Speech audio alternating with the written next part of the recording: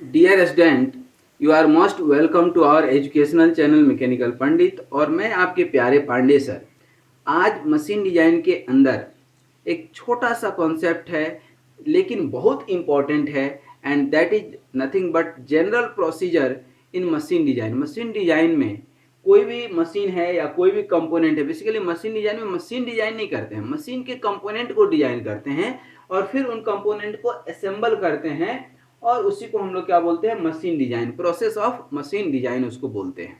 ठीक है, आज उसको हम लोग थोड़ा सा डिटेल में पढ़ने की कोशिश करेंगे। सबसे पहला क्या होता है, आप सुने होंगे ना, बहुत अच्छे से समझिएगा इसको, बहुत अच्छे से समझेंगे तो मजा आएगा आपको। ठीक है, कि सबसे पहला स्टेप क्या है, ठीक है ना। आप सुने होंगे कि आवश्यकता ही आविष्कार की जननी है। ठीक है ना, तो नीड या एम, नीड और एम, या तो समाज की जरूरत होगी या आप ऐसा कुछ क्रिएट कर देंगे, ऐसा कुछ उसको बना देंगे कि समाज की जरूरत बन जाएगी। ठीक है ना, कई सारी चीजें जो है आज मार्केट में जिसकी एज सच जरूरत नहीं है, लेकिन लोग यूज करते हैं। कैसे, अब बोलिएगा कैसे। कार तो कार होता है साहब, 2 लाख का भी है, 20 लाख का भी है, 2 करोड़ का भी है।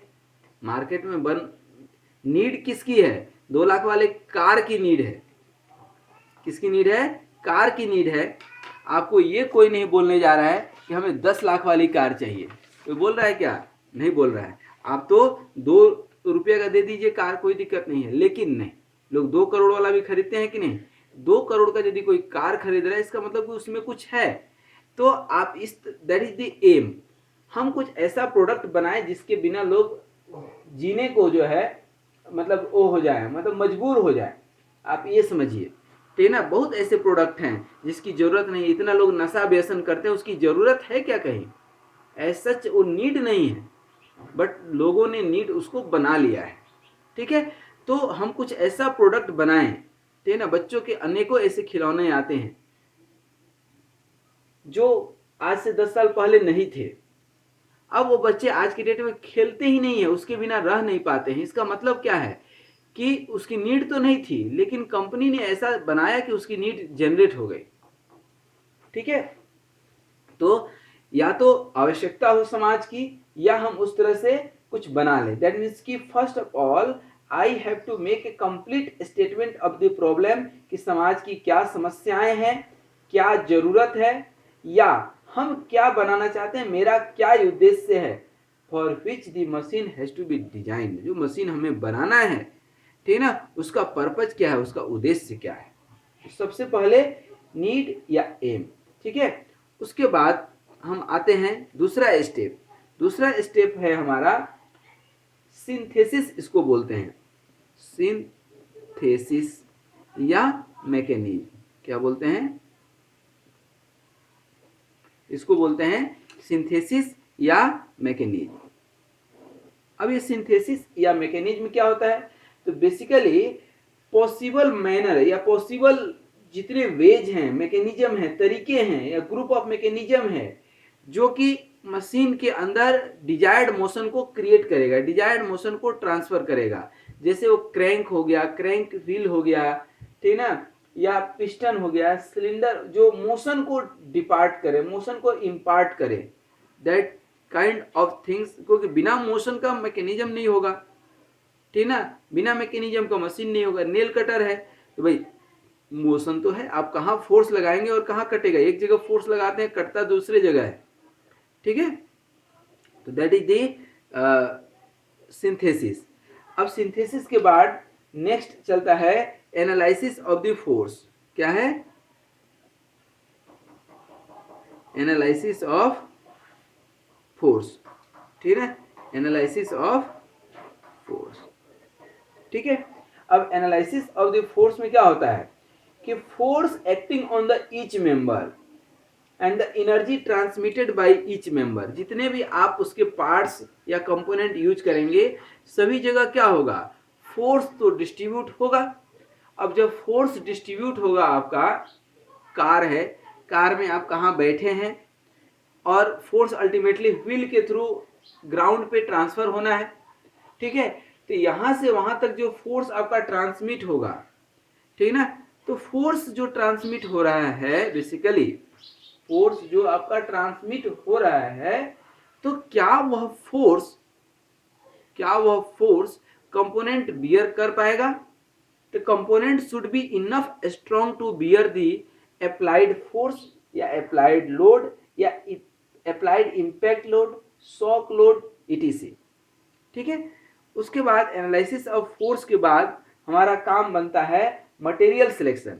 अब हम ऐसा मटेरियल सिलेक्ट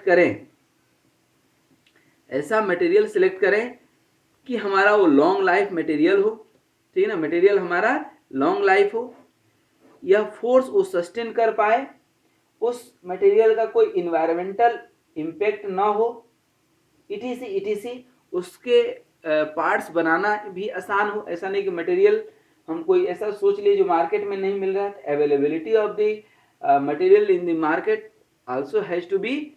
तो एक मटेरियल सिलेक्शन एक अलग टॉपिक ही है, एक अलग हमने जो है वीडियो ही इसका बनाया है, तो काइंडली सी दैट वीडियो कि आपको कौन सा मटेरियल यूज करना है जो कि मार्केट में अवेलेबल हो, ठीक है ना। इंजीनियरिंग मटेरियल में ferrous, non ferrous, plastic, elastic जो भी मटेरियल है, फिर उस मटेरियल की कौन सी मैकेनिकल प्रॉपर्टी इंपॉर्टेंट है, कि स्ट्रेंथ है, कि स्टिफनेस है, ठीक है ना। हमने आपको बहुत सारे मैकेनिकल प्रॉपर्टी बताए हैं, चाहे वो टफनेस हो, मेलेबिलिटी हो, रेजिलियंस हो, क्रीप हो, फटीग हो, कौन सी प्रॉपर्टी उसकी इंपॉर्टेंट है फॉर द पर्टिकुलर एप्लीकेशन, ठीक है। तो मटेरियल सिलेक्शन इज नेक्स्ट। उसके बाद मटेरियल जब एक बार सिलेक्ट हो गया तो डिजाइन ऑफ द एलिमेंट्स,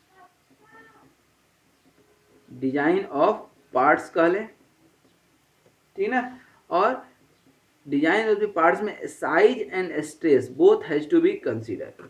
मतलब कि कहीं ना कहीं साइज का इंपॉर्टेंस इसलिए है और स्ट्रेस का, क्योंकि स्ट्रेस में कई बार मोमेंट ऑफ इनर्शिया आएगा, और moment of inertia is the geometrical property, तो साइज इज वेरी इंपॉर्टेंट। तो साइज, डायमेंशन, किस डायमेंशन का होगा, ठीक ना, किस लेंथ का होगा, क्या डायमीटर होगा, ठीक है ना, so that the force acting on the member and the permissible stresses should be sound enough to bear by the material, ठीक है ना। डिफ्लेक्शन, इलास्टिक, डक्टिलिटी, ये सारे प्रॉपर्टी कंसीडर करके जो है हम डायमेंशन कैलकुलेट करते हैं, ठीक है ना। क्योंकि डायमेंशन एक बार फिक्स हो गया तो मशीन बन जाने के बाद कुछ नहीं कर सकते हैं, मशीन बन जाने के बाद we can not do anything, ठीक है। उसके बाद नेक्स्ट पार्ट आता है मॉडिफिकेशन। मॉडिफिकेशन का मतलब क्या होता है बेसिकली, कि यदि हमने जो साइज, पार्ट्स ये सब किया, उसका एक क्या बनाते हैं, प्रोटोटाइप। पहले कोई भी मशीन का क्या बनाते हैं, प्रोटोटाइप, और उसकी करते हैं टेस्टिंग, कि टेस्टिंग में हमारा पास हो रहा है कि नहीं हो रहा है, या कहीं कोई दिक्कत आ रही है, तो what we do, we just modify the component.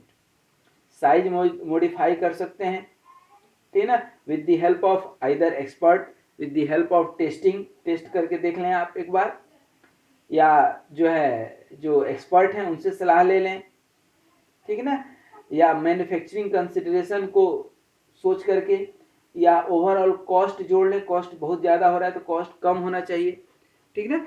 तो आप यहाँ पर मॉडिफाई कर सकते हो, क्योंकि एक बार मशीन फाइनल मार्केट में उतर गया तो मॉडिफाई करना बहुत मुश्किल होता है। अब जब आप सेटिस्फाई हो गए कि अब कुछ नहीं मॉडिफाई करना है, अब तो मशीन बनना ही चाहिए, तब उसके बाद शुरू होता है हमारा काम, किसका, ड्राइंग का। और कौन सा drawing, engineering drawing, machine drawing, और कुल मिलाकर के प्रोडक्शन ड्राइंग, दैट मीन्स कि डिटेल्ड ड्राइंग, जहाँ जो जरूरत पड़ेगा, चाहे वो कंप्यूटर एडेड ड्राइंग से हो, कंप्यूटर एडेड ड्राफ्टिंग से हो, या मैनुअल हो, जैसे भी हो ड्राइंग बनाएंगे।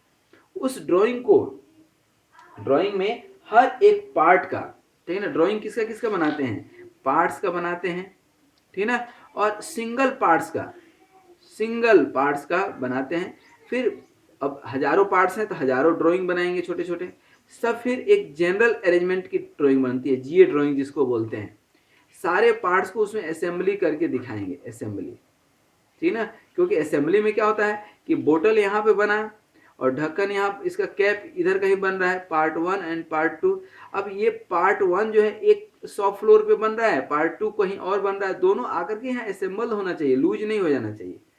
तो दोनों का कोऑर्डिनेशन बहुत अच्छा हो, उसके लिए जरूरी है कि असेंबली ड्राइंग बना करके दोनों को दे दें, शॉप 1 को शॉप 2 को।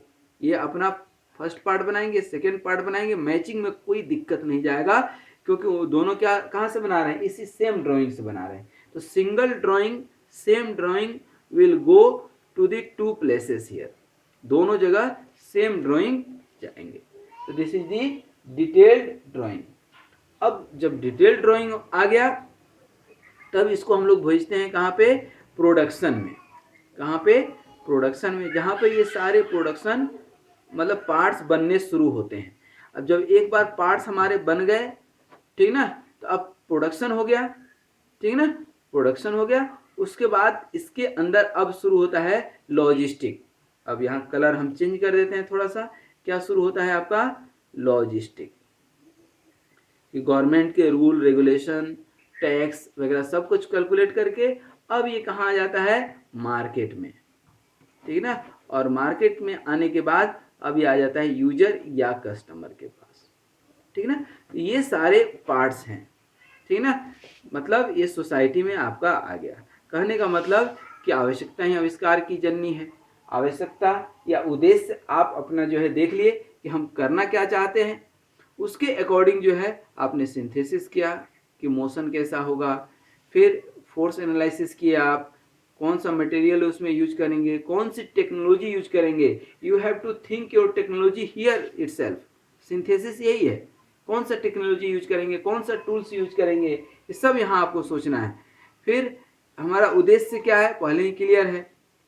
एनालिसिस ऑफ फोर्स निकाल लेंगे, आजकल बहुत सारे सॉफ्टवेयर्स हैं, मटेरियल सेलेक्ट कर लेंगे, फिर उसको डिजाइन करेंगे, उसका साइज वगैरह सब निकालेंगे mathematically. This part is mathematical totally, ध्यान रखिएगा, मैथमेटिकल पार्ट्स है, ठीक है। फिर उसमें अंदर कुछ मॉडिफिकेशन आता है, मॉडिफिकेशन करके फाइनल ड्राइंग बनाएंगे। उस ड्राइंग को कहाँ भेज देंगे, कंपनी के अंदर प्रोडक्शन फ्लोर पे भेज देंगे प्रोडक्शन के लिए।